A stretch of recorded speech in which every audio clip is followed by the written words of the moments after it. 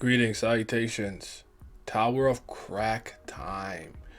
You know what it is. The last chapter we learned about beastification. Haratcha seems to be putting in work against Hansung, but Hansung looks like he's got a plan. That man's smart. Like the video, subscribe, hit the bell down to the Ghost of 13-month series does not get you, and let us hop into this live reaction. A little something like eeny, meeny, right from the beginning. Smoke a little pack, but the pack never timid. Church, but I'm seeing it. Curse when I'm winning. She need a new back. When it's back, I'ma bend it. Slap up some guinea, pass me the henny. Watch a nigga black slipper yak, I'ma quit it. Swerve in the Benzie, perfume is Fendi. Bobbin' move fast, real fast, like I'm Ricky. That's 'cause I'm pretty, came from the dirt. Showing up a nigga can't handle the work. Ooh, y'all, swing with it first. Young white girl like a ram. According to what I was told, you were supposedly a very rare genius even amongst the 10 great families. I guess that was just a bunch of rumors. Hansung you floating down, his eyes looking kind of serious. Tells your story, Tower of God, Slave in Utero. Oh God, here we go. Floor 52. Gado saying, I can't say that shit. Let's go. Before joining Haratcha's army, Haratcha didn't belong to the Lopobia family or the felines. Interesting. He belonged to a minority known as the Rashangs. Hey, I'm back and I'm a ranker now. You're back. Congratulations. The Rashangs have their own particular mark on their face. Perhaps because of that mark, most people viewed them with suspicion and fear. Conversely, some collectors also hunted them because they liked the mark. They had to get stronger and defend themselves and hide somewhere more isolated. Then one day the felines invaded their remote village. Okay, so this is probably how they met. Yeah, they're getting bodied. The felines began slaughtering the Rashangs with overwhelming military superiority. Caught off guard by the surprise attack, the Rashangs were either killed or taken prisoner. Haratcha, the leader of the Rashangs, one of the few rankers, tried his best to fight off the felines, but he wasn't strong enough to fight them by himself. But Haratcha had been keeping an eye on him, and right at the critical moment, Haratcha stopped the battle, approached him, and made an offer. Interesting. Look at him on that fucking cat, bro. That shit is kind of freaky. He said he would stop the battle and stop killing the Rashangs and let them run away if Haratcha became a feline. At first, Haratcha refused, saying it was a ridiculous offer, but Haratcha told him to look behind him. Behind Haratcha were the remaining Rashangs. They trembled with fear when they looked at Haratcha. Wait, why? Haratcha couldn't forsake them. Ultimately, Haratcha accepted the feline's power from Haratcha and became one of them. He joined Haratcha's army and vowed to fight for them. That's gotta be tough. In the army, Haratcha used his outstanding talents and feline power to great effect. He achieved victory wherever he went. He sometimes felt guilty about killing other races in a similar situation to his own, but he had a reason to fight. I think I know what's going on here, and I think it's an interesting way of building up Haratcha, because I think I already know what SIU is doing here. And the point, because listen, I'm pretty sure this guy about to lose now, because he's getting a very, very detailed backstory. Too detailed, I would add, but I think this isn't so much about Haratcha. More so that I feel like it's gonna be about Haratcha's ability to dominate, tame. You know what I'm saying? Like, I feel like with almost a lot of his officers, we'll get a moment like this, and you're gonna see what kind of person Haratcha really is. I don't know. We'll see. Maybe I'm overthinking that. He sometimes feels guilty, blah, blah. With each fight, Haratcha's status increased. He amassed wealth and honor that most people couldn't even dream of. But Haratcha used all of that wealth to rebuild the village of the Rashangs who ran away from Haratcha. Haratcha's huge investment helped to rebuild their village and enable them to prosper. Advanced rankers in the army were unbelievably wealthy. As a result, whenever the Rashangs needed something, they started asking Haratcha for it. At first, their requests were far and few between. But as Haratcha granted their requests, everyone began asking him for more and more. They didn't train themselves to work as hard as they used to. They were no longer a persecuted but proud race. The Rashangs became filled with pleasure-seeking, lazy people, and that's how it usually happens. That's how it is. That's Western society in a nutshell. Things get easier, it gets more convenient, people get lazier and more entitled. That's life. So I feel it. Whenever they needed something, they made no effort to acquire it themselves. They always turned to Haratcha and asked him for it. As time went on, Haratcha began to feel burdened by the Rashangs. He had to fight more battles in order to satisfy their countless demands. As a result, he became used to being with the felines and his troops in battle. Without realizing it, Haratcha gradually became more and more feline. What does that mean? What does that even mean? Is that more devious, more cat-like? What does that mean? When he finally noticed this, oh, I like that. I like that panel of the shattered glass. That was good. His body and mind had already surpassed the point of no return. Haratcha tried to avoid turning into a feline, but he had to keep fighting battles, and over time there was no stopping the transformation. Eventually, he began eating, behaving, and sleeping like a feline. The less frequently he saw the Rashangs, the more he distanced himself from them, and a long while later, an incident occurred. When Haratcha began reducing contact with Rashangs, some Rashangs from the Haratcha had betrayed them and worried that he had sided with the felines. Ultimately, the corrupt Rashang leaders gathered and held a meeting. And one of the leaders made a rash proposal. They suggested they tell Haratcha that Haratcha betrayed the felines and had been helping the Rashangs, and ask him to get rid of Haratcha in exchange for accepting the Rashangs' leaders as felines. Wow. Surprisingly, this absurd proposal was supported by the majority of the leaders, and the Rashangs ended up sending a representative to Haratcha. The representative revealed that Haratcha had been deceiving the felines and helping the Rashangs the entire time. He asked to accept them as felines. Haratcha had no reason to accept such a proposal, of course. That long tongue of yours reeks of lies.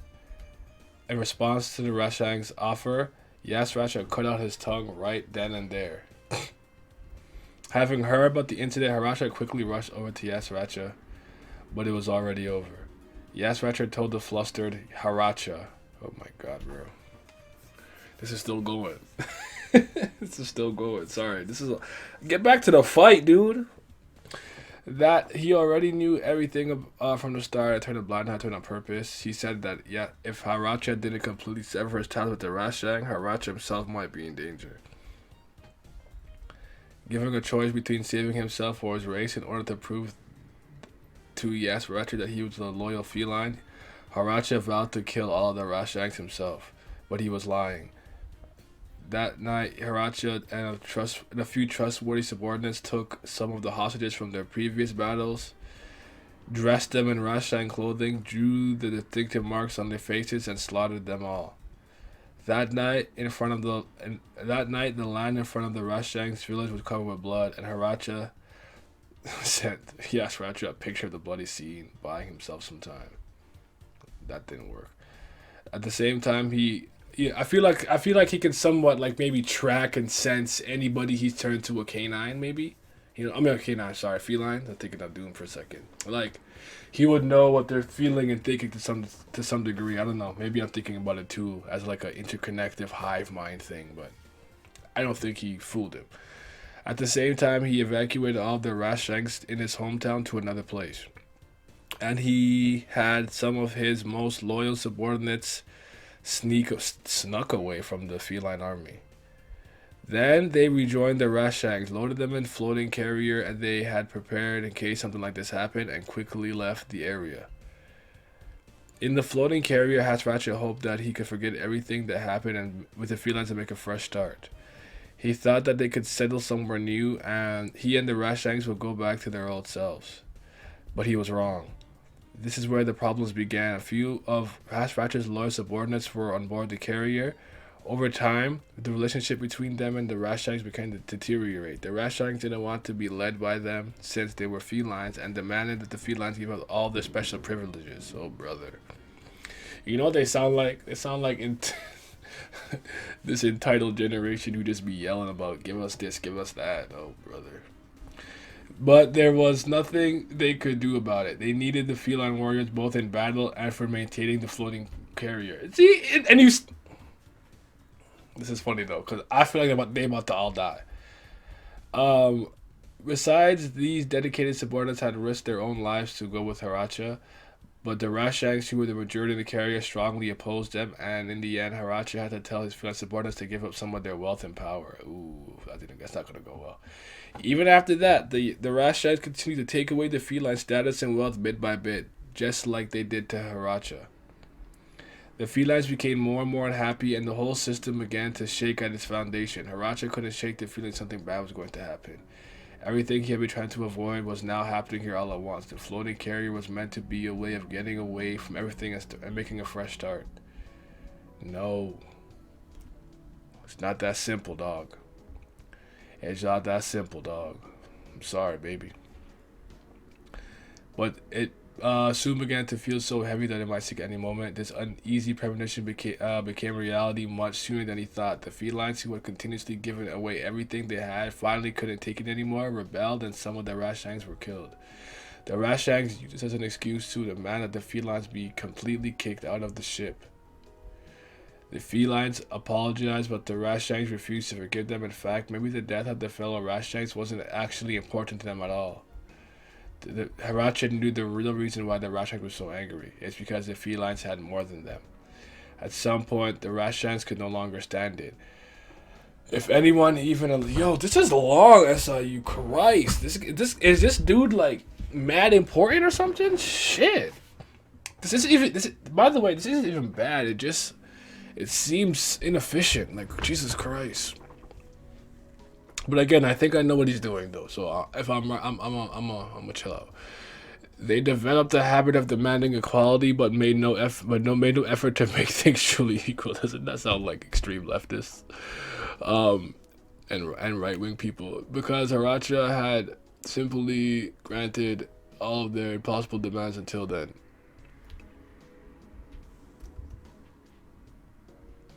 Sorry. The felines eventually became tired of this and left the carrier, and Haratcha couldn't stop them. Without them, there was no one else to operate the manage such a massive carrier, but he couldn't ask them to stay there any longer, where they had given everything to follow him. But the Rashangs unaware of the implications of their departure, held a feast to celebrate. They thought that they would finally have the status and wealth that the felines had enjoyed. Of course, not a single one of them knew how to operate the enormous floating carrier or how to fight their enemies. Wow. A cold sweat ran down Haratcha's back. Ultimately, the floating carrier will sink. Even after landing the carrier, the Rashangs will fail to acknowledge the reality and go extinct after they have taken everything from Haratcha. Of course, the whole Haratcha might not have minded going down with his old people like that, and he would have avoided using his feline powers even if it killed him. Defending his race would have been his most rational goal. He would have joined them in their moment of madness without hesitation, but not now. Over time, he began seeing his people, the Rashangs, more objectively. He found himself standing somewhere between the Rashangs and the felines. He was caught like he was caught between two poles of a magnet. Maybe he was the one who had changed, not the Rashangs, and maybe it was his whole fault that the Rashangs had ended up like this. Yes, Ratcher was right. If he doesn't choose one of them, either the felines or the Rashangs, this hell will never end. In the end, he would have to abandon one of them. And at that moment, Haratcha made up his mind. He extended his long claws, the symbol of the felines, in order to cut all ties between himself and the Rashangs. He turned his back. Oh, fuck, he bodied them niggas. Understandably. Not even the Rashangs' floating carrier turned red like the sunset, proclaiming the day's end. Haratcha then abandoned the floating carrier and returned to Haratcha's army. He would now be a feline forever. The only thing left was the Rashangs he had left was the scar on his face. Also the symbol. Alright, fair enough. So, okay, we're back to the fight now. There's Hansung floating downwards.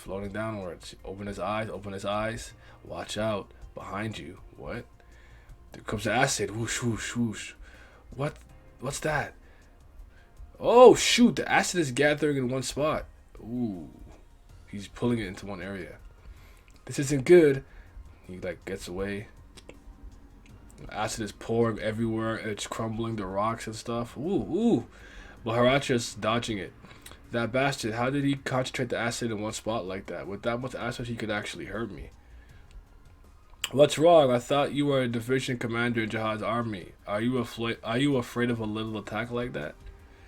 There we go. Now you're gonna flex. Ah, or can you not defend yourself against acid because you're too small and light?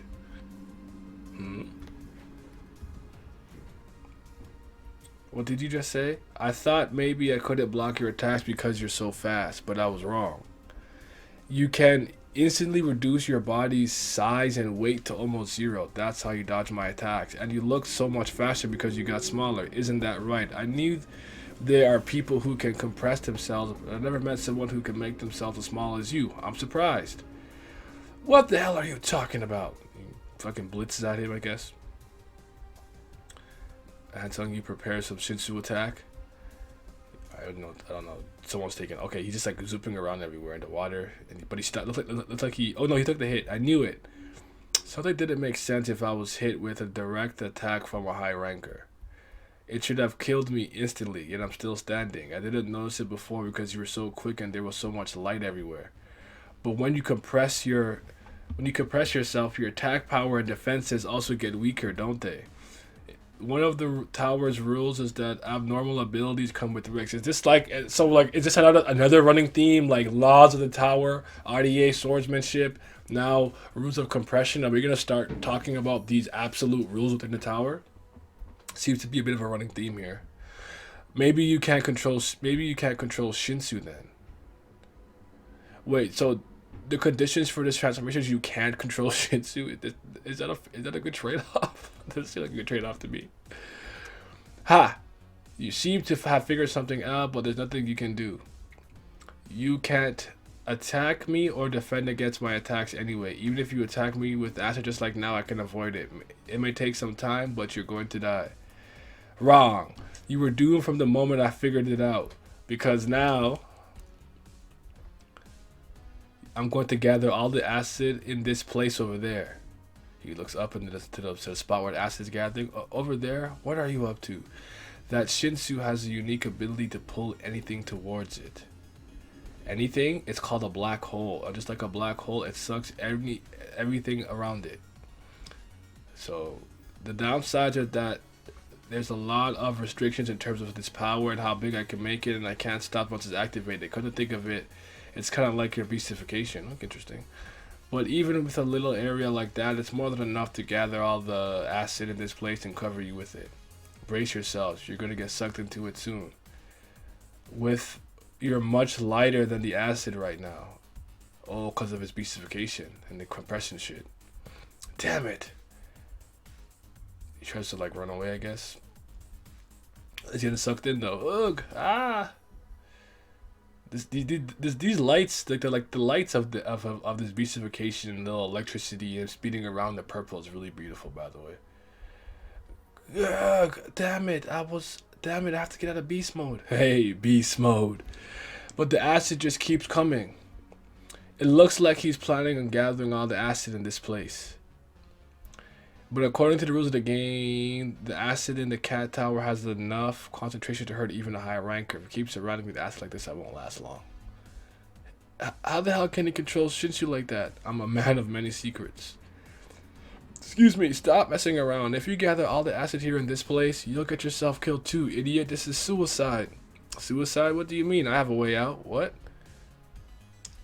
What's that? He didn't kill the mouse. He kept the mouse, so he's just gonna leave the field and go to probably where Evankel is. Oh man, you got played, buddy. You got played. Coffee drinking addict, big brain. He was playing 4-dimensional chess, while you was playing with sticks in the sand on some. Oh, buddy, the mouse, Mickey Mouse, Disney. Wow. You didn't think I actually killed the mouse, did you? Why would I do that? I pretended to shoot the mouse with a Shinsu cannon, but I really captured it in a Shinsu bubble. I made it as sturdy as possible, but I was afraid it might melt soon because of the acid, but thankfully you fell to my trap sooner than I expected. You son of a bitch, you were messing with me the whole time. Of course I was. I've always been a con artist. You called me a hypocrite, right? You were right, but I'm not a hypocrite because I pretend to be nice. I just really want to tear down this world that Jihad has created. I wasn't helping the weak. I wanted to encourage those who dislike Jihad to draw their swords and fight him. Talk that talk. I've never taken pity on people who are weak and have no will to fight, like you said. Nor have I ever helped anyone unconditionally. That's my nigga. I used to help those who may be useful to me, but I'm more than willing to abandon and turn my back on those who are of no use to me. You know nothing about me, about who I am, or why I want to defeat Jihad, or even where it all began. He said, stop talk. He said, stop running your mouth. Melt. Die with the acid. Raw. You bastard, who are you? I guess you could say I'm the only person who wants to destroy the leader of the 10 great families for turning his back on morality and choosing lawlessness. Well, what are you talking about? Well, so long. That seemed like a significant line. Wait! Hit him to the acid. Is he melting? Haha, that little jerk. Damn it, he got me good. Give it to me. Give it to us. Your body, your arms. You guys again, your legs. Aren't you tired of this? We want... How much more do you want from me until you're satisfied? Oh, these are all the dead people he killed and shit. Damn it. Give it to us. Give it to us. That's a tragic way to go. That's just sad, dude. Haratcha, man. Damn. I'm so sick of you people. If you want everything I have, then why don't you take this disgusting tattoo first? What? He doesn't like the tattoo? No. We already have one of those. We want your life. End of round. There's Bam. Participant Bam won the battle within the time limit. I didn't think he'd be able to beat the leader in 10 minutes. Maybe I underestimated him. He's definitely stronger than a ranker. The participant Bam may continue to moving on to the next turn. I won, but I don't feel good about it. They were just fighting for their own freedom. Why would Haratcha make us fight like this? We may now leave the battlefield. Okay. Flash. He steps. Don't show any weakness. My master is waiting. I've come this far. No matter what sacrifices I have to make, I won't give up until the very end. And the guys tap in. There are still many monsters or obstacles ahead. I wonder how long the regular will last. If he chooses the jumping route to end the game sooner, he might be shooting himself in the foot. Because if he goes that route, he'll have to face a monster that even Lord Haratcha gave up trying to control. There's the acid, I think, still. Oh yeah, that dude's melting. Lord Haratcha. Lord Haratcha, why don't you stop now? We're worried you might get yourself hurt. You're always fighting battles for our sake. Yeah, we have plenty now. We don't want to see yourself wear yourself out working for the felines anymore. What do you mean? There were a lot of races in the tower much stronger and wealthier than us, not just the felines. We Ratchangs need way more money and power if we're going to be independent. I'm going to keep doing whatever I can to make the Ratchangs stronger. You should want more for yourselves. Let me know if there's anything you need. So maybe they took those words to harsh. You want food or money or anything? I'll fight to get it for you. I'm going to make our race wealthy and powerful that no one will ever look down on us again. Even if it takes centuries or millennia, I'll give everything I have to the Ratchangs. You can have it all. Oh, shit. Poetic justice. Everything. And then eventually he took his life. Why did I help such weak, unambitious people? Because I loved them so much. Because I loved my people. And that's the end, I think, right? That was good. That was a good chapter. It was long.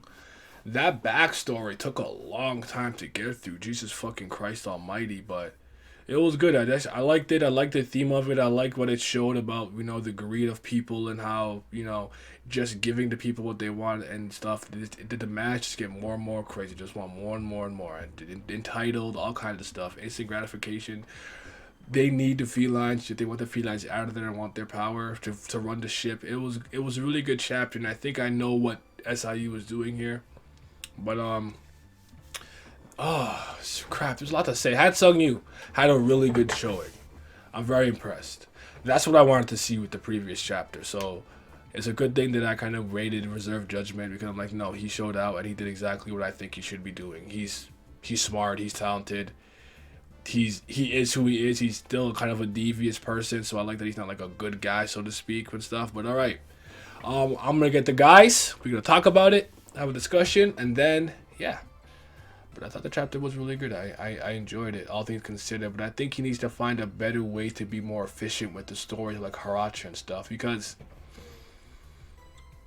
well, this with characters like this, right? I understand he's trying to give them a proper fleshing out and feeling like, okay, you understand all the motivations behind them and why they were here, what they were fighting for, how they made lost their way and become one of Yasuratcha's henchmen.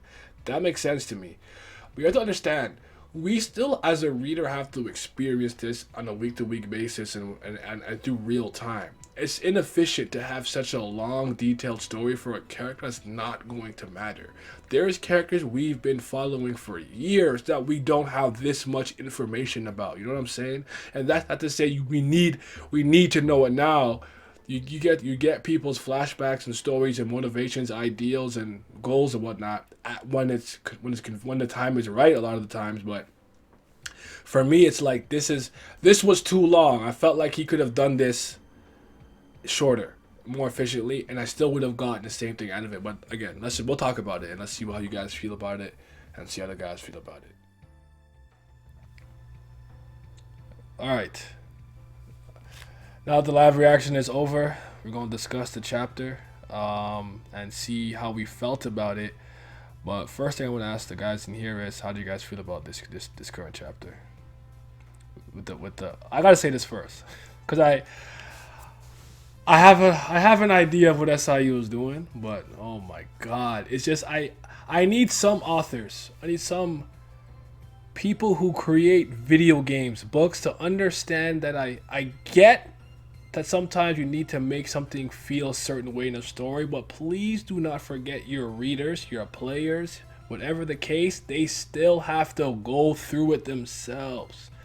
I actually don't think this backstory with Haratcha is a bad backstory. I actually like it. I think it made sense. I like how entitled these people got, because this is really just a microcosm of what we live in today. Entitled people, even I guess the people who they need help from, in the sense that the feline people couldn't run the ship, so they still needed them, but they want to take all their power away. Like, thought it was a good social commentary, low key. On top of like it wasn't bad at all. The length of this is fucking insane. It's insane. He's not important enough for this. Oh my god. This took me so long to get through. And I was like not that engaged because I don't know much about Haratcha. But I do think there's a point to this. And you guys tell me if you think you got the same feeling. This is all about Yasuratcha. This is actually not important to the specific person who is Haratcha. I think what we're going to do is we're going to get a greater understanding through all of his top ranking officials what kind of person, what kind of dominating figure Haratcha is, because he likes to basically tame species, tame wild animals, tame different types of, you get your feline, the canine, feline, the goat people. You know what I'm saying? Like you tell with this game, he basically has subjugated all kinds of species under his rule. I think this is a point to showcase that quality of Haratcha in the grander scheme of things, but I think there's a much more efficient way to do it. I don't know how y'all felt about that. I 100% agree with everything you said. Go ahead, Simi. Well, Then I'll go back, for and then I'll piggyback. starters, I thought the chapter was whatever. Not only was it way too fucking long, but we wasting time on bullshit. Like, not only did he do the trope of, oh, this guy is about to die, so let's show his backstory. But why did the chapter need to be triple the size for a nigga who's literally dead? What is the purpose of doing this? It wasted, like, why did he waste so much of his wrist strength, his posture, the dexterity in his fingers for a nigga that's literally dead? That backstory, like, as you said, the backstory itself wasn't bad. It was just way too long. And then we, like, Pseudo got back to form Hansung and Bam did stuff. So the chapter was alright to me. Vince. We all agree. We're all on the same page with it. Like I said, I 100% agree with you, especially. It's like I liked the backstory, and I thought it reminded me of a lot of stuff from late season 1, early season 2. But at the same time, it's like, why do we need this for this character? Like, he wasn't like the most interesting thing about him was the beast form. After that, like, we didn't need that. Like, why did he treat him like he was Karaka or White or something? Like, no, that guy was not important enough for this to matter, for him to get all this. And so I like that that Hansung Yu got a semi return to normalcy with his character, because he still makes some questionable decisions. And see, and then it's just like, if anybody's doubting it now, it's like, really just look at what just happened. Really just look at what he just did. The last chapter, then look at him this chapter, and if you can't, go back to early season 1 and see how he act. You can't tell me between this chapter and early season and the last chapter, this is the same person. Like, how he uses them is just very odd. But I'm glad he got some sense back to return to normalcy. And he basically just beat him by doing a black hole. I didn't find it particularly like mega genius. Like Simi said that too when we were talking about a little off screen. I didn't find it like particularly like super impressive, but he got the win. It wasn't. So good job. That wasn't a strategy. That wasn't thinking. He just put a black hole on the map. I'll push back here on that. Fair enough. He just made a black hole and watched him. But he did take into account a couple of factors. His weight and size, knowing that he actually would weigh less than the acid, so that he would also be drawn into it. He figured out that he was compressing and decompressing and changing his size, and like he noticed some things. Like, I'm gonna give him some credit. Like, he didn't just say, "Fuck it, black hole, I won," and he tricked him with the mouse. He's like, "No." He made, like, "You idiot, like, if you do this, like, we'll both die." He's like, "Oh no, I'm leaving." You go, That's Mel. true. That's true. That was the most impressive part. You gotta give credit where credit is due. But I agree with you in the sense that I was just like, you just used a black hole and he kind of like won the battle. So that's not lost on me. But I'll give the credit where the credit is due. But let me get through the inner workings of this backstory and just get out the way completely. I thought it was well illustrated as well. Yes.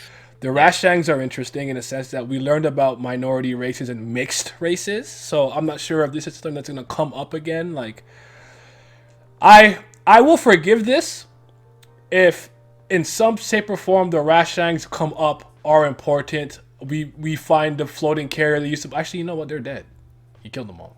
Unless they're like well, there might be small ones, small mouse. You know, on some, last son of Krypton, all the Saiyans are dead, but it's like, a couple running around, which I wouldn't put it past them. But again, it's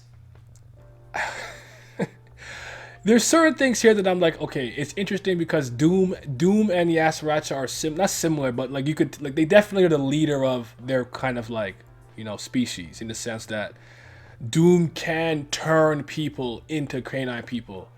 He tried to do with Bam. As we're seeing, Haratcha can also grant you that ability. So he was a Rashang who became a feline person. Does that make him a mixed race, or does that make him a feline? So I think those are certain things that we're starting to dive into just a little bit.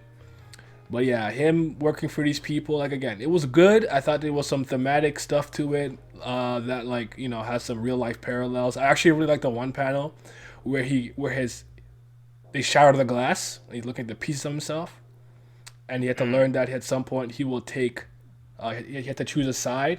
I also have to give credit to the fact that Haratcha is obviously a good leader, good commander. None of this went over his head. He knew this happened the whole time. Like, he knew.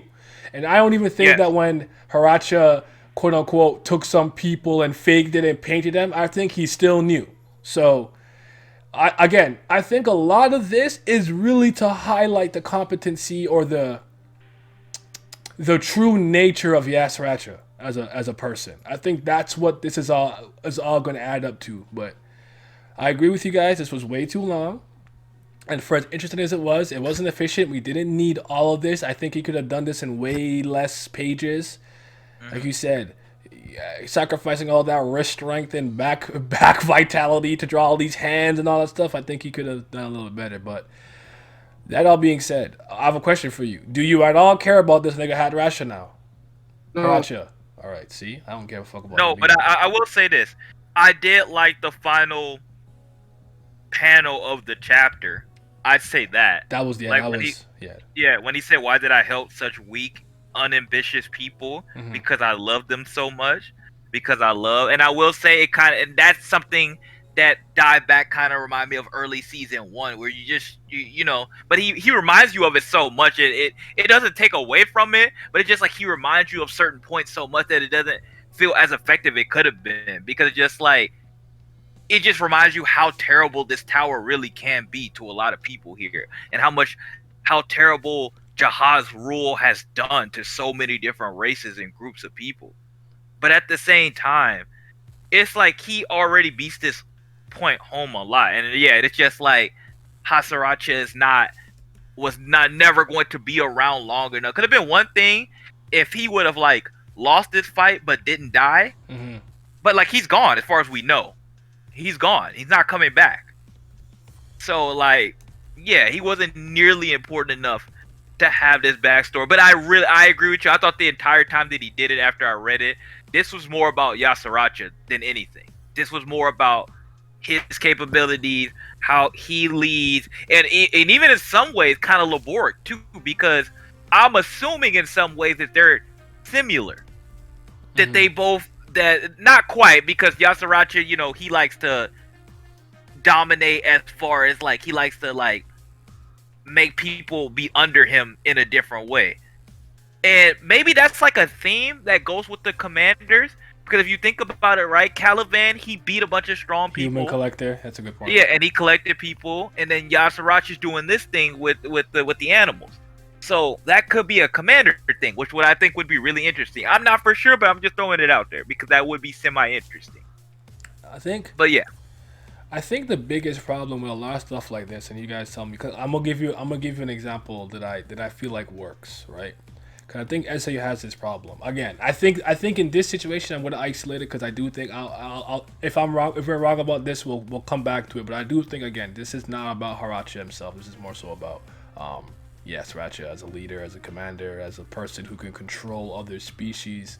Maybe we're highlighting this point because it's important, because he's a member of the Lopobia family. So it's like the ability to command animals, creatures, monsters. Like, we need to highlight this. Maybe that's part of it. But SIU has done this a couple of times with Dang Dang. No, I'll give Dang Dang. I'll leave Dang Dang and Louis out of this one, actually, because, well, just because.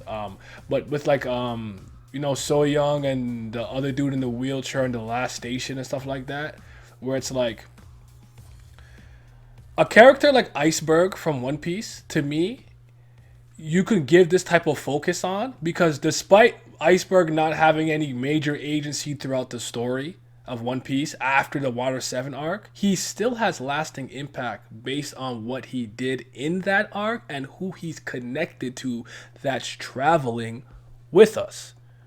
The shipwright Frankie, Cutty Flam, grew up with Iceberg. So anything that he does and accomplishes, we're going to see it through Iceberg. Like, you know what I'm saying? That even though Iceberg is not present in the story, what he did still matters. He helped build the Sunny, correct?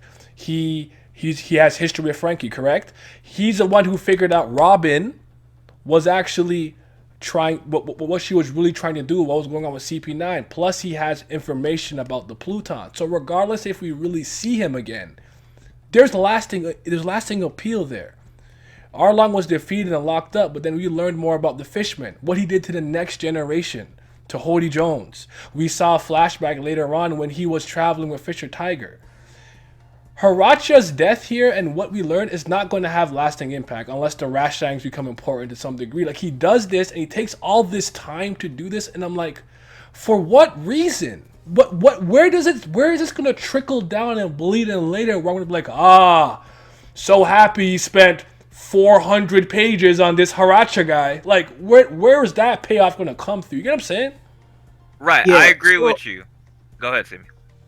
Yeah, it's 101% correct. So I'll explain the same exact thing that he just said, but using strictly Tower of God terms and comparisons for those of you who have never fucking read a chapter of One Piece.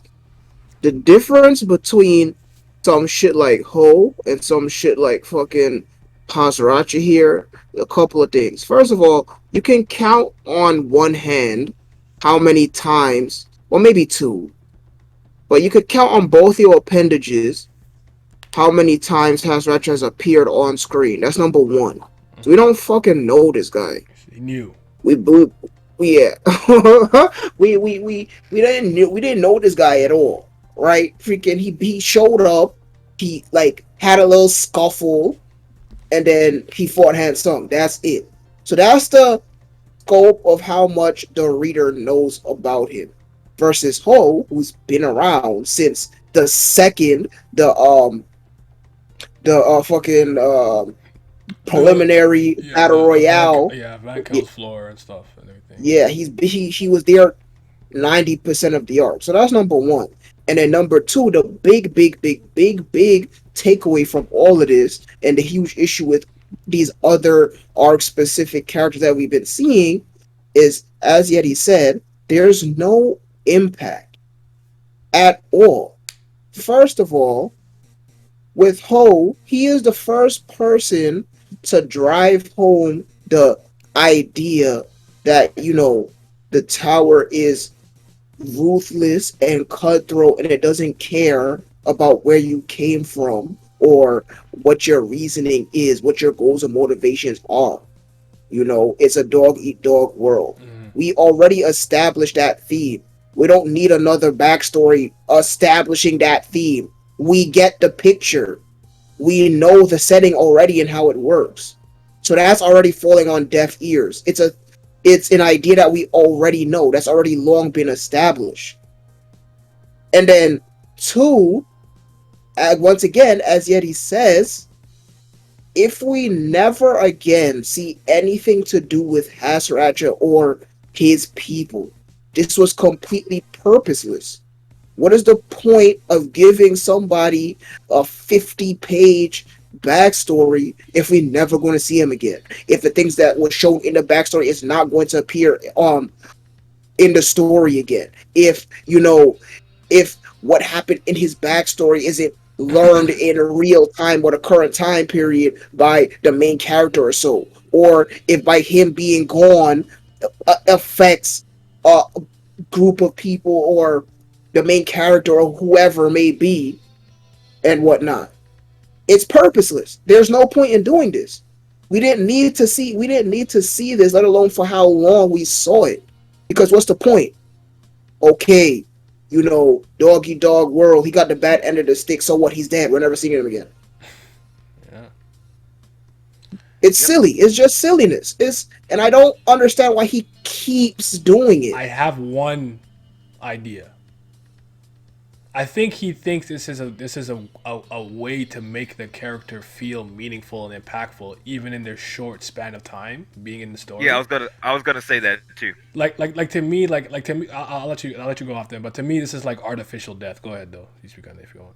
No, no, I was just gonna piggyback off your point. I was just gonna say I was gonna be like, to me, it definitely feels like he was trying to garner some emotional. Cause you gotta think about it too. I guess part of everything that's happening in this game too is he trying to make you feel some empathy for the animals trapped and having to do stuff against their will. He's kind of trying to say, hey, not everybody involved in this war or in this conflict is here because they want to. Not everybody in the Jihad Empire or whatever, necessarily wants to be here. There's a lot of people here for different reasons, and some of them are not. Like, it's kind of similar to season one in that thing where it's just like, Bam's here to find his master, but he has to destroy all these people who are fighting for their freedom. And look at Haratcha. He's here, but he was fighting for his people's freedom. That's the reason he became a ranker and started fighting for all that money in the first place. And he's doing all this stuff, and I think he's trying to do that stuff, but I don't know how effective it really is. For us, I think because we seen better and we know better and we can see through some of this stuff, it kind of falls on deaf ears a little, or maybe not fall on deaf ear because we know it's there, but it's not effective. I know some other people will read it and be like, why do y'all have a problem with this, that, and the other? I thought this was good, but like some of the people, these their first stories. Some of them is just like they that invested, this, that, and the other. I still won't. I still won't say that like, oh, this is like a great way to do it because I've seen it been done better by himself. That's the crazy part. Yeah. It's not even like I need to go to another story. I seen him do it better. So more efficiently and make it yeah. have the more impact and lasting, you know, like the trickle down effect to what they do later on. Yeah, but I just think that's maybe what he was going for, and we can't say 100% that it won't come back up later. We just all seriously doubt it, and there's it's just as currently constructed. There's no way to say it. I seriously doubt it. Period. But yeah, I think we pretty much because for us, yeah, it comes off as just artificial depth. Like you're trying to make this character seem a lot more than they really are. Where it's like, I'm not gonna go into it, but I feel like the way you use a character, you know what? I'll leave it at that. It doesn't work for me. But again, in this situation, I'm gonna give him benefit of the doubt because I don't think it's about Haratcha himself, more about Haratcha. But that's a lot, man. Like that was a lot to get through, and it's like I'm dreading if I have to do that for literally everybody who's in his in that man's camp. To have with like Borg's people too. Like I can't take this. So, but okay. You're right though in the sense that I know a lot of people. Even some people are like, I feel bad for Dang Dang and Louie and Godot, and I'm like, yeah, okay. What? There's like a couple of comments like, come on, man, you're being kind of harsh. You didn't feel bad at all for Dang Dang? Like, no. No. First of all, you're ugly. Sometimes I because we've been in this game so long, I have to remind.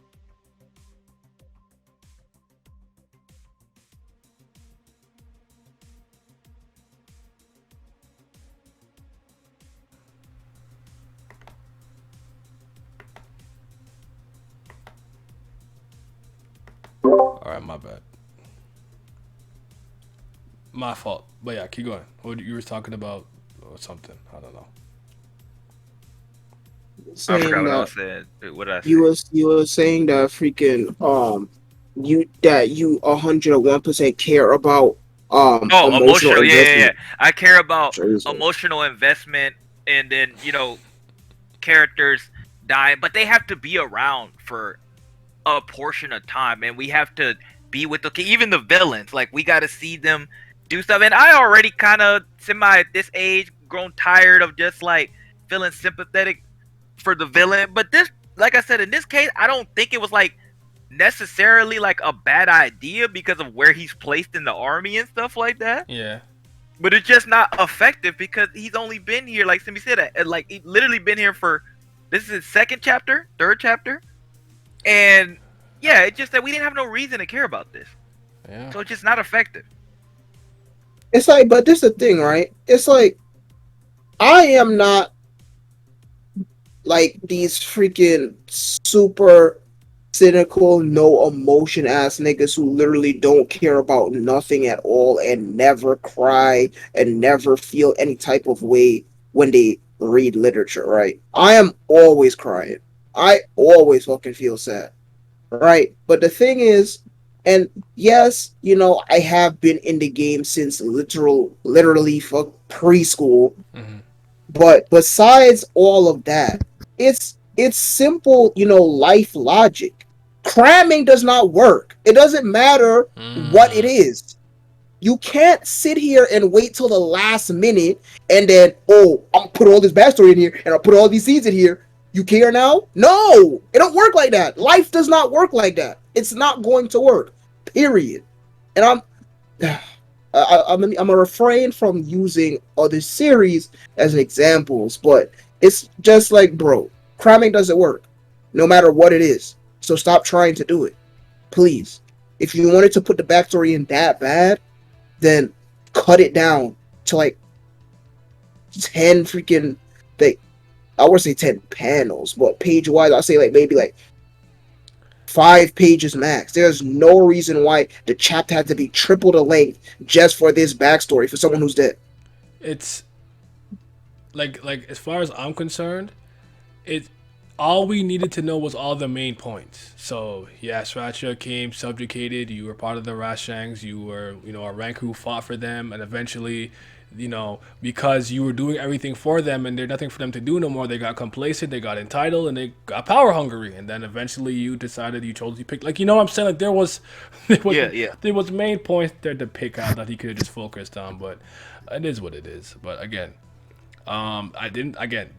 Just so everyone is not, it's not lost on anybody. We don't even dislike the backstory. We don't think it's bad. We're just like, come on. All right. How did we feel about the execution of the battle from a artistic standpoint? And then we could talk about the quote unquote strategy a little bit. We touched on it a little bit, but we can touch on that after. But did you guys like how it was illustrated at least? Not really. I was gonna say that. I thought the first part of their battle looked a little better. It looked way better because in this part of the fight was literally the freaking trick that Ufotable be doing. It was just a bunch of lights, like nothing. It wasn't actual choreography. It was literally just a pinkish purple line doing zigzags and then blue splashes on the screen. Yeah. So it was literally just colors. It was a light show.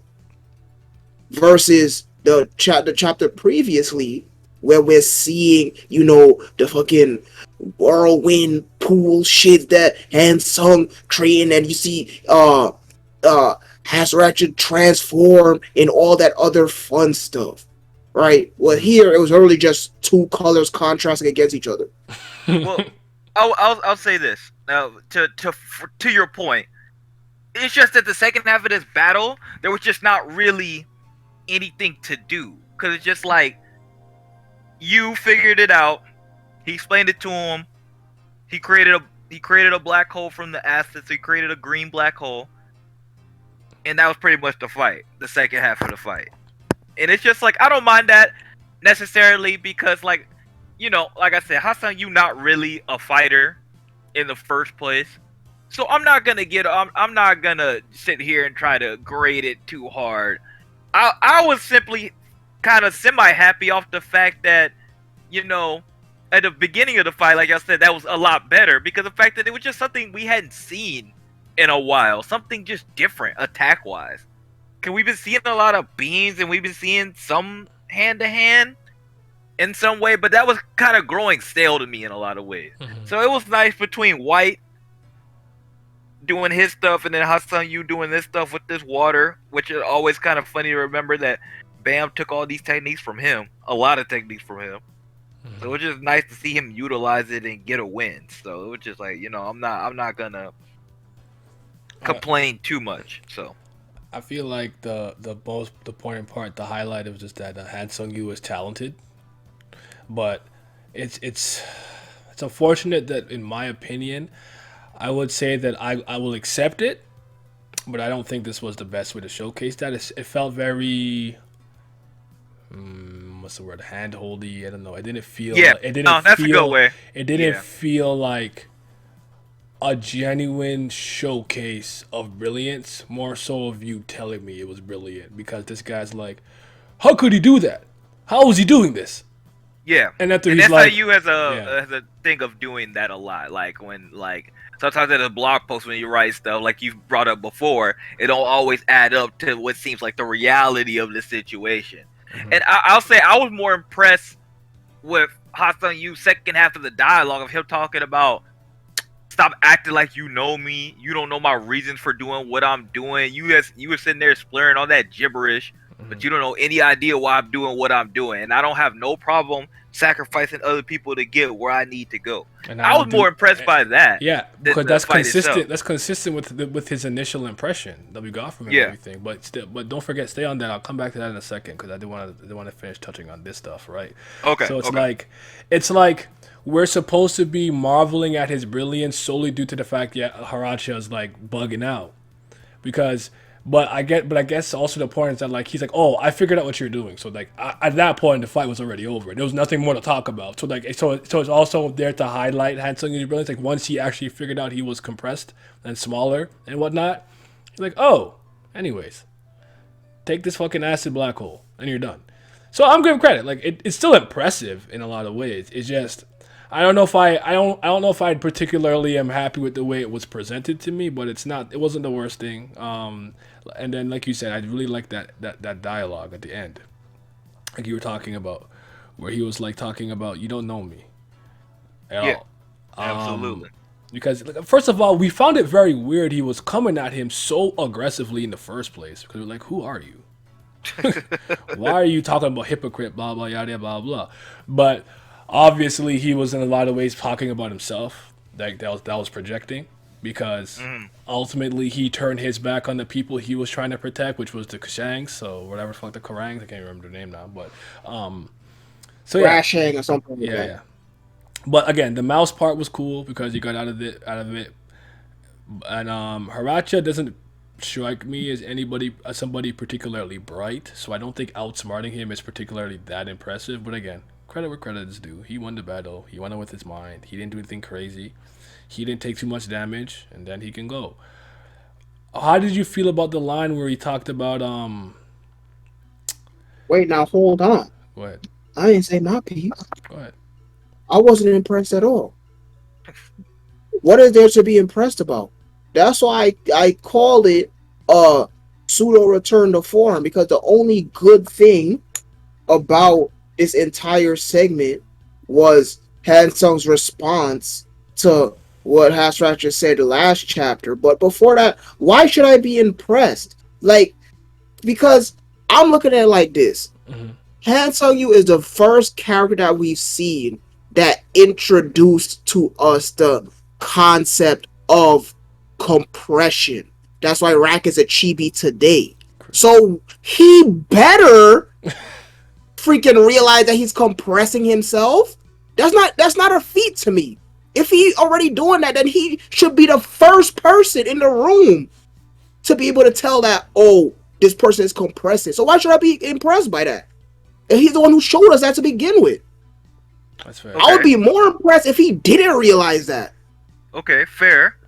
But I'll come back to you with this. Now you probably will agree with it, and even then I have my reservation. But I'll say it like this: from where we seen him, right?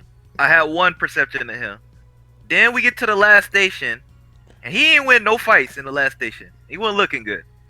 Johnny So- had him and about to die from Yeah, the yeah, lead yeah. squad. He was in the spin cycle. It wasn't looking too good for my boy. So just the fact that he was able to get a one-on-one, it's not so much about what he did. I'm just kind of happy that between White and him, that we got Bam off the screen for a little bit, and we allowed some of the other people to showcase their techniques and what they're capable of. That's like I said, it's not that it's uber impressive necessarily. I'm just kind of more happy to see it. I mean, but my thing is like, freaking, this did nothing, at least in my eyes, to drive home the fact that Hansung is a genius, because he didn't do anything freaking galaxy brain, in my opinion.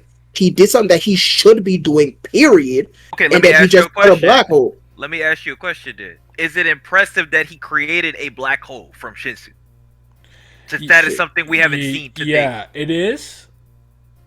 It is, and you could tell by the way they're trying to highlight it too, right? But I guess my only pushback is just like, in terms of the way that he won the battle like that, don't you find it's a little simple? Like, Yes. No, we all agree with that. All three of but us I agree do on think the level of Shinsu control and the ability to do that is definitely not something that's easy. So credit where credit is due. Absolutely. I mean, he won the fight, but like, in the whole realm and scope of more big brain, more 6 steps ahead of you, 3D chess, I wasn't impressed at all. I would argue Now, what Kun did was more impressive. Aguero with the wind Yeah. core, I think that was more impressive. Absolutely. Exactly. Right? But from a prowess standpoint, yes, it is impressive. But even then, I don't know, man. For someone to literally be right under the floor administrator, right? I'm like, you should be doing shit like that. But maybe I'm just being too harsh. I don't know, cause like No, no, I hear from what you're the saying. You're judging him by his on paper like status and whatnot. It's like the same way where it's like, if I'm like quick analogy, like if I'm in the NBA and I go for 25 points, 4 and 6, that's a good game for me, especially if I shot the ball well from a percentage standpoint. LeBron does that. He'd be like, "You didn't feel like playing today?" Like for LeBron, that's not enough. We need 30, 10, and 10. yeah, Then LeBron. exactly. So I hear what you're saying. I don't think what you're saying is crazy. I was like, yeah, exactly. Because when the way I took it, Hansung was one of the scariest people, if not the single scariest person on First the season, screen in season one. Someone agreed. who's always calm. He's never bothered by anything, and just the whole season is Keikaku Dori, and he didn't have to like lift a finger, right? And he's literally like he's the second in command of this floor. I'm like, you should not be doing anything less than what the hell you did in this chapter. So I wasn't. Yes, it is impressive from a battle prowess wise because not that many people could control Shinsu that well. But the way I'm looking at it is, you should be doing nothing less. Fair But enough. we spent too much time, so let's move on. Fair enough. Do you want to talk about the ending of the chapter of how he went out? Oh, well, I'll say this real quick, right? Um, you were talking about he just basically he wasn't even trying to help people. He's like, I want people to fight jihad. Fuck that nigga. And then he was like, you don't know where it all began and who I am and why I wanted to defeat jihad. That seemed significant. Yes, that was a big freaking cock tease and whatnot. Easily, Yeah. And then like, who are you? He's like, I'm the only person who wants to Frieza shoot as me. gimmick. Yeah. For choosing lawlessness and turning it back on morality. And then he just basically said so long. Cause I agree with the fans. That like final moment when he's like, take this disgusting tattoo, and like we already have that. And then the final page of him burning into acid, them all just kind of pulling him into it and him melting. Thought that was actually a pretty like dope way final panel. You could have it all, and at the end of the day, they did take everything from him in a lot of ways. So yeah, do you want to talk about the band part at all? Did you care about the band part? What Nope. he's fighting, his little, I don't know what these people are, but These Wookiees, these Ewoks. yeah. Yeah, the only thing that confirmed for that was that Bam is for sure straight ability. Because the reason I brought this up to you, because I talked to you about this off screen, and I remember the reason why that was important to me. Because remember in the blog post, SIU was talking about, oh, he beat some of the dogs or whoever people because they didn't transform or whatever. So they basically confirmed that Bam, no Thorn, no nothing, yada yada. He is base wise stronger than a ranker. Oh yes, because in the lighthouse, he's like, I underestimated him because he didn't think he'd be the leader in like whatever minutes. You're right. Okay, that is Yeah, that is like, I still argue that the story made that off kind of obvious with the one chapter, but you're right in the sense that now it's like legitimately here printed. No one can deny it now. If anybody was still fighting back against that, like yeah. base Bam is stronger than the average ranker. Correct. Yeah, that's all it was. But other than that, no, I didn't give a shit about anything he was doing at this particular time. What about the monster that even Lord Haratcha gave up trying to control? Oh. Like I said, I care more about Nelly. who's Machini's people than that. But I guess we'll see. We'll see how big of a matter it becomes. But I care about who Machini is sending on the field. That's way more interesting to me because she's like the big background behind everything. Because it's just like we got Yasaracha, Laboric, and Caliban, and even White kind of a little bit now up center. But she's still the person behind all of this happening. So it's just like whoever she's sending into the ring, what they doing? What's their purpose here? So I still care more about that. Yeah. Did you guys have what's your guys' favorite panel? Yeah, I don't even remember. Mine is the last one with him like kind of melting, and you can see all the people pulling him, like all the people that he basically killed and sacrificed, kind of pulling him into the acid. Like we want it all. I thought that was powerful imagery. I liked it. And I didn't take not a single nothing into that. Not what you talking about, but freaking what panel I like the most or what dialogue I like the most. I was just worried about freaking finishing this goddamn chapter. The dialogue Oh, part for me is easy. It's Hansung Yu. Yeah, That's yeah, what it's yeah, saying, yeah, so, yeah. Right, yeah. exactly. Favorite panel. I kind of like just reflective reasons. I kind of like the panels, kind of when all the leaders of the Shangs are sitting around, kind of like the background building. I feel like we haven't really seen of any background that look like that. So I'm just kind of more, it's just more of a admiration for detail and stuff like that. I don't think we've seen anything like that That's fair. in the tower quite yet. I think the closest thing is probably the stuff at the hidden floor with that city.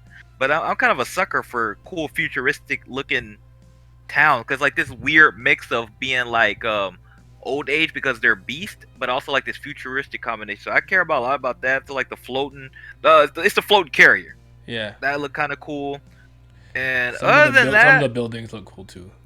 yeah. Then other than that, nah, that's probably it. Because the green acid thing is not really that impressive to look at. It's just the like the normal Shinsu we kind of see with a different color filter on it. So Yeah, the water was a lot cooler. yeah, The it always looks really beautiful and pure. The water. Yeah, the green stuff. Yeah, like you said, just look like shit to another color. So yeah, I'm gonna go with that. Okay. I'm gonna go with the carrier. The quick second one for me is the one where he's like when he finally noticed his body, it might have been past the point of no return, and there's like the pieces of him in the mirror falling, and it's like shattered. That was that was my like second or third. That was good. good. Yeah, good. I'm gonna read the blog post and then we'll. Oh, we got him this time. Okay, cool. I am prepared, my dude. I'm here. I'm ready. So I'm about to read that. Put it up on the screen. You can read it. And then we'll call it a week. So the picture here is it's Haratcha in the acid. He's just burning in there, I guess.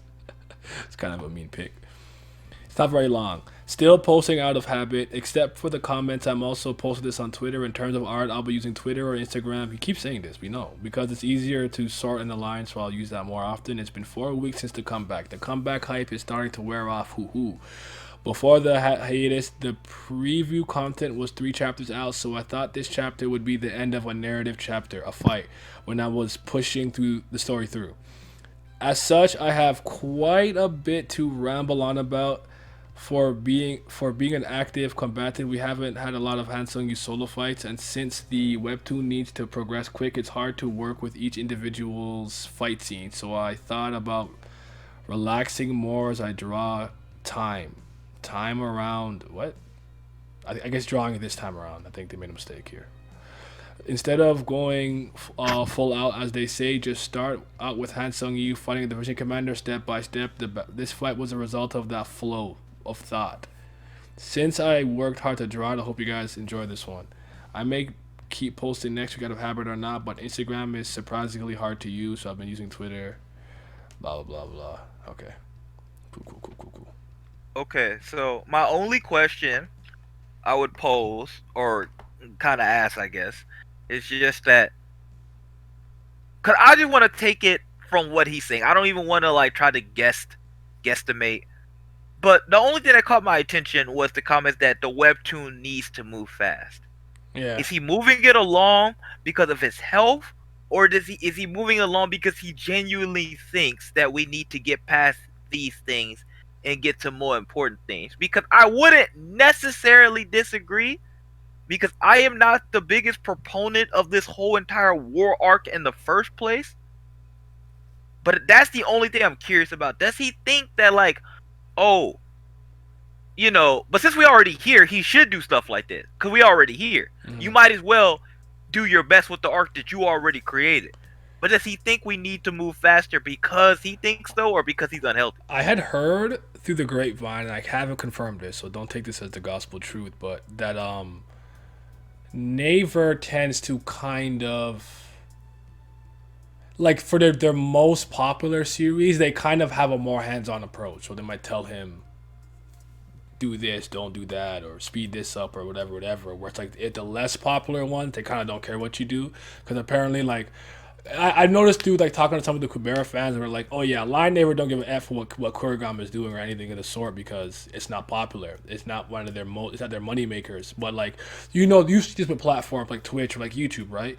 There's more incentive to protect and create, protect the content creator that actually brings the platform a lot of money and notoriety, right? So I wouldn't put it past that there's something a bit more there, a little bit.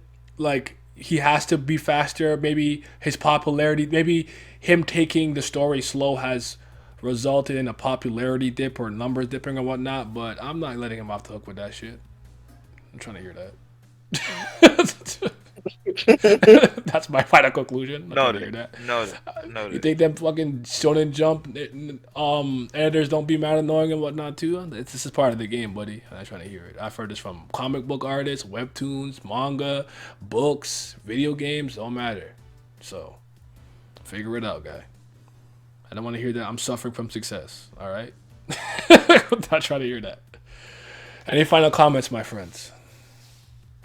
Um, chapter was all right. You know, it. I don't know. I feel like this might be a double-edged sword. The fact that we're finally getting one-on-one fights again from various different characters, but the fact that they have to last half a chapter or a single chapter is the fucking caveat of it all. So I really don't know what I prefer, but the chapter was decent. It was too fucking long. I thought it was purposeless. He fucking put his wrist in the grave for no reason, but it was still solid. Like a 7 out of 10 for me. That's what I give it. That's what I'm giving it, a 7. Vince. Yeah, we're all on the same boat. I gave it like a 7, even maybe a little bit of 7.5, but probably more of a 7. Yeah, the only thing that I think about is mostly what we spent half the review talking about, and that's just the backstory. Like, just not really that needed, or like you say, he could have greatly shortened it and saved himself the trouble of burning his wrists out. But yeah, I mean, I don't got no problem with it because I think it is in a lot of ways it's an improvement of some of the stuff I wish I would have got at the last station. So I hear it. All right, thank you guys for watching. Thank you guys for joining us this week. We will be back, obviously, with more greatness, more Mew love. I'm not getting enough Mew love, dog.